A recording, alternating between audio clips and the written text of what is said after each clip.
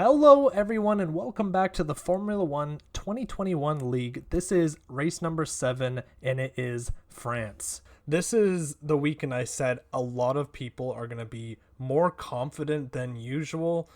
France and Belgium are two tracks I think people race a lot, but our qualifying is going to be full wet, at least at first. And that'll come into play later as you see as the track dries up, which it can do during a race and make it more interesting. It's going to happen in the qualifying and times are just going to drop. And you can see just how wet it is. This is what full wet really looks like. There are big puddles everywhere. The rain is just in your face and you're going to see it towards the end of the lap when I set my lap time. It's going to be a fast lap for wets, but as we get through the qualifying, it's already going to start drying up as you see a McLaren off to the side, thankfully backing out in case my time was going to stick, but I'll tell you right now it's not. You're going to see me racing behind Checker here, and just because of how close I am, the mist is already kicking up, and as I get closer to the end of the lap, it is really in your face, and it can be very distracting, especially as your tires start to go, as my tires go a little bit here as I'm powering up. But it's a fast lap for wets, like I said, a 144 dead, but I'm immediately gonna go at the end of my second lap into the pits because I want intermediate tires.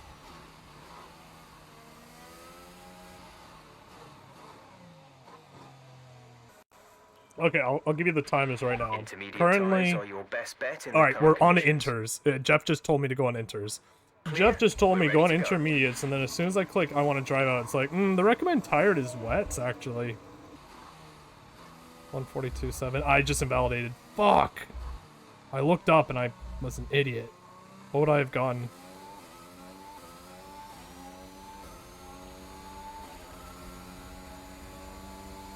A 142.1. I would have been P1 by 6/10. Okay, I need to focus. Yeah, so Jeff is not always correct when it comes to tires, and you have to be very careful with that. It's actually only just intermediate weather, but you can tell by my delta that the time is going down, and I hit a purple sector 1 here, and I'm just going to keep shredding the time. I was also really disappointed in that last lap because I would have been P1 and it would have been a very good banker lap, as times are just going to keep tumbling as the track gets drier.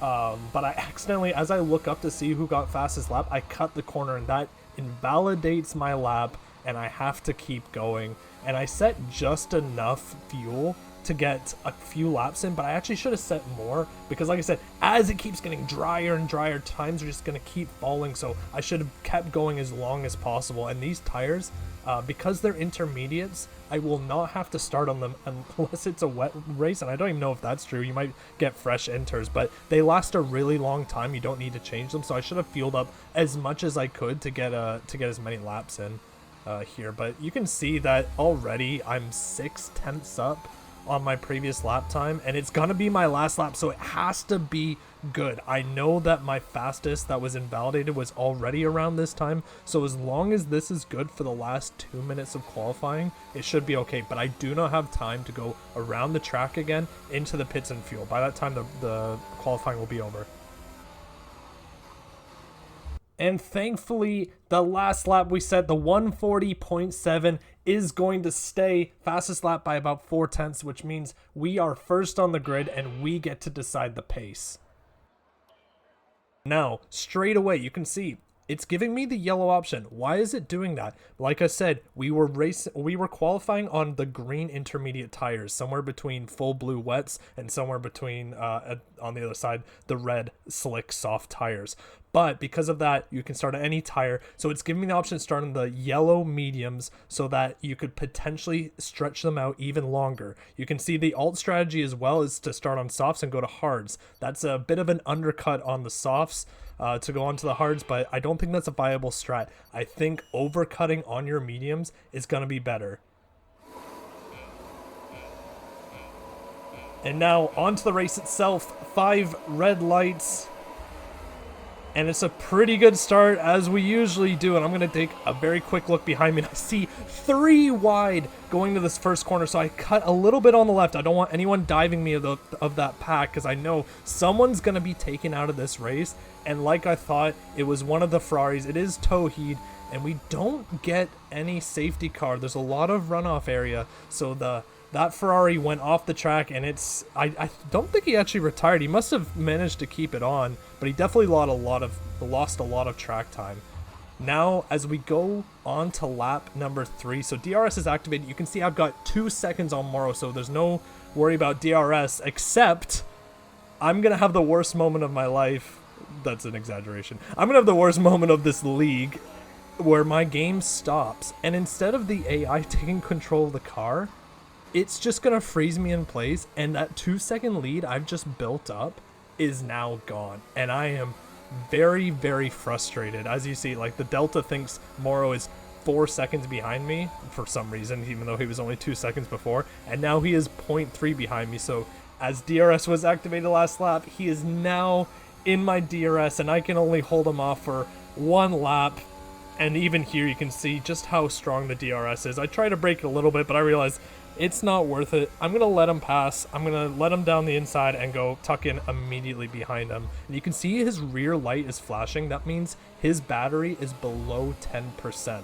So I know I have a little bit more battery than him, and I just want to keep with him. I also know that my tires are likely doing a bit better, and I already plan to do an overcut here. So on the next lap, I decided to pass Morrow. We could work together here, but also this is a casual league, so us racing is just kind of fun. The actual strat would probably be he lets me pass, he tucks in behind me, we keep switching places, keep Checker off our tails and out of DRS. But now, on to lap number 7, the pitting happens. It did say it wasn't recommended. Oh, they just pit? Oh, Checker, Chills both have penalties. Everyone's pitting right now. Yep. Okay, I need to push. So Checker and Chills. Checker 3-second penalty, Chills 5-second penalty.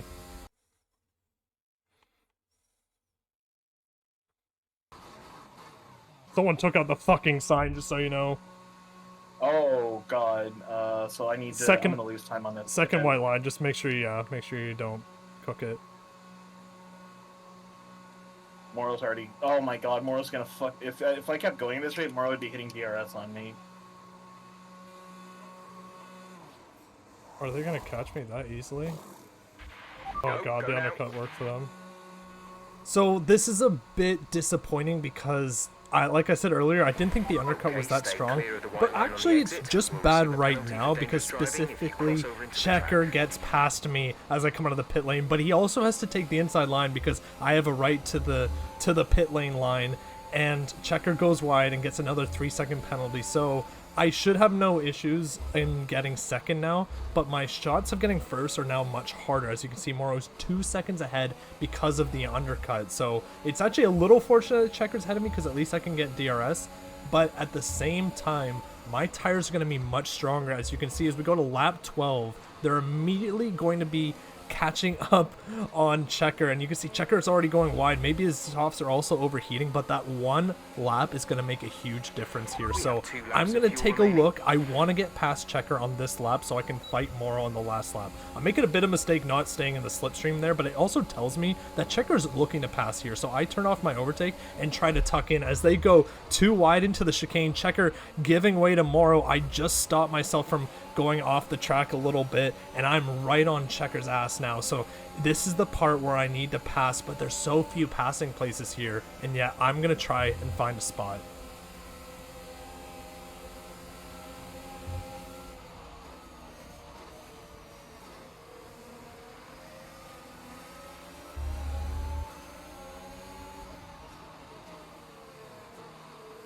That was probably one of my best moves ever. Great maneuver. You made it look easy. Legendary overtake. Yeah. Something I've only ever done against AI is go around the outside of the long banking curve, and Checker just gives me enough space on the outside because I'm side by side with him, and then I give him enough space and we take control. Here on the main straight, we're gonna take back first place, but this is actually a mistake. I should not be doing this. Why? Because there is a second DRS straight, and Morrow knows this. He wants me to pass so that he can try and get me there. And I realized this a little too late. I should have probably even lifted off, but I didn't want to lose my position to Checker. in my head at least. Though Checker has 9 seconds of penalty, so even if he got ahead of me, as long as we could race Moro to some degree, it wouldn't matter if he somehow got first. So now, onto the DRS straight itself. Moro is right behind me. I'm not going to weave too much. I just want to control the inside line. I'm putting my battery all the way down. I maybe should have left it on a little bit longer. Moro takes the inside. I'm going to look for the switchback, and he disappears. And I look back and I see a 3-second penalty for Moro, and he spins off the track. And unfortunately, desync is going to ruin our race here. And it's ruined more for Moro's race than anything, but our race is now completed. We just have to make sure we make it through the last few corners, and we are going to take the 3rd win in a row, which is already great for our points. Moro, funny enough, manages to keep it on. It looked like he went far off, but maybe that was desync again, and maybe he managed to keep it on track. But him falling to 4th is very painful as we come across the last corner, and we're gonna go down the straight. Like I said, 3rd win in a row. This is definitely big for us. A lot of issues, and yet we're one of the few people to not end up with penalties. And you'll notice Chills takes 2nd place because of penalties to Checker, and then Checker takes 3rd. And why am I bringing this up specifically?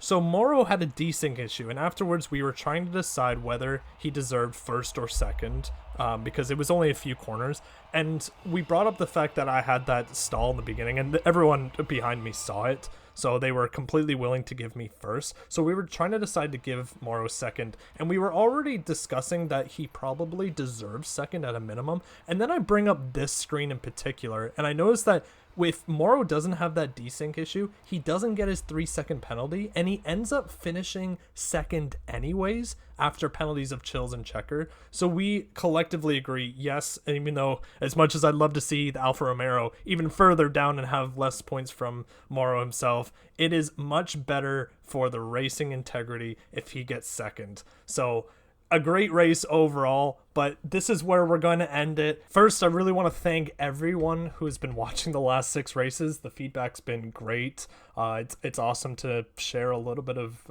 editing as I'm learning it, as well as a game that I think a lot of my friend groups don't really know about or play much or even watch. So it's been great to hear all that. I am going to put the points right here. I didn't put it earlier, just so you can see it.